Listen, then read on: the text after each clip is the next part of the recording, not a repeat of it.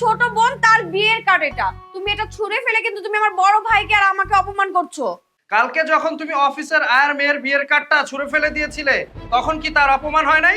তখন তার কষ্ট লাগে নাই?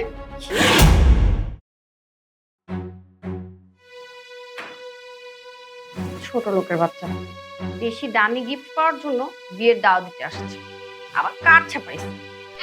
এদের যন্ত্রণায় না আর বাঁচলাম না।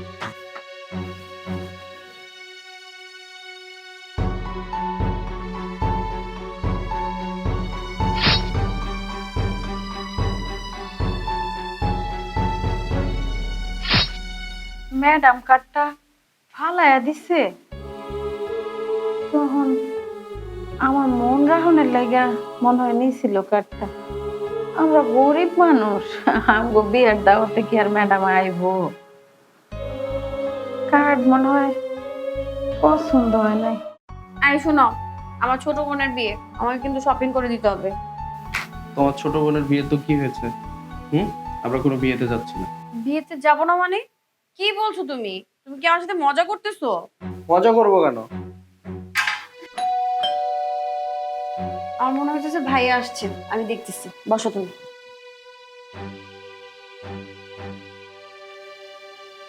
আরে আবির, কি অবস্থা? কেমন আছো ভাইয়া? এই তো ভাইয়া। আবির, শুনছই তো ছোট বোনের বিয়ে, দাওয়াত দিতে আসলাম। এই যে বিয়ের কার্ড।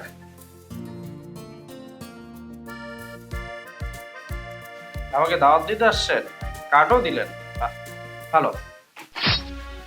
আর মিষ্টি নিয়ে আসছেন। আরে কি করছো তুমি? আমার বোনের বিয়ের কার্ড, বিয়ের কার্ড ফেলে দিচ্ছ, মিষ্টি ফেলে দিচ্ছ, এত রাগ করছো কেন? আমার ইচ্ছে, আমি ফেলে দিয়েছি, কি হয়েছে? ফেলে দিব না তো কি করব? রেখে দিব? আরে আবির, এই কার্ড তুমি ছুঁড়ে ফেললে কেন? কার্ড কি আমি সুকেজের মতো সাজিয়ে রেখে দিব নাকি? আমার ইচ্ছা হয়েছে, আমি ছুঁড়ে ফেলে দিয়েছি। আবির, এটা আমার ছোট বোনের বিয়ের কার্ড। তো কি হচ্ছে তোমার বোনের বিয়ের কার্ড? যে কেউ এসে আমাকে ইনভাইট করবে, আমি সেই বিয়েতে চলে যাব? কখনোই না। যে কেউ মানে? তুমি কাকে যে কেউ বলছো? আমার ছোট বোন তার বিয়ের কার্ড এটা। তুমি এটা ছুঁড়ে ফেলে কিন্তু তুমি আমার বড় ভাইকে আর আমাকে অপমান করছো।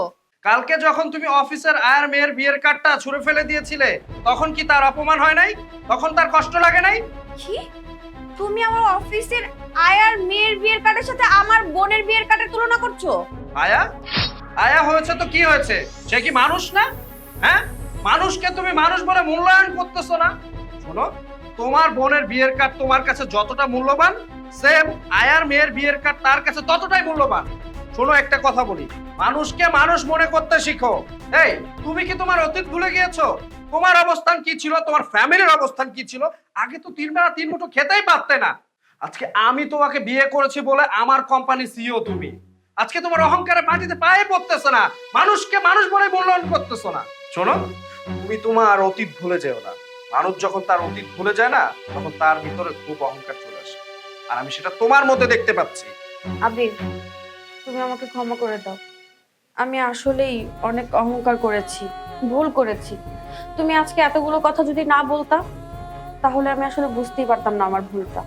তুমি আমাকে ক্ষমা করে দাও প্লিজ। তুমি ক্ষমা আমার কাছে চাইতেছো কেন? যার কাছে ভুল করেছো তার কাছে ক্ষমা চাও। সে যদি তোমাকে ক্ষমা করে দেয় তাহলে আমি খুশি। হ্যাঁ, আমি খালার কাছে মাপ চেয়ে নিব, আর আমরা দুজন খালার মেয়ের বিয়েতে যাব। আবির, আমি কষ্ট পাইনি। যখন দেখলাম তুমি বিয়ের কার্ড ফেলে দিলে, মিষ্টিটা ফেলে দিলে, তখন খুব কষ্ট লেগেছে।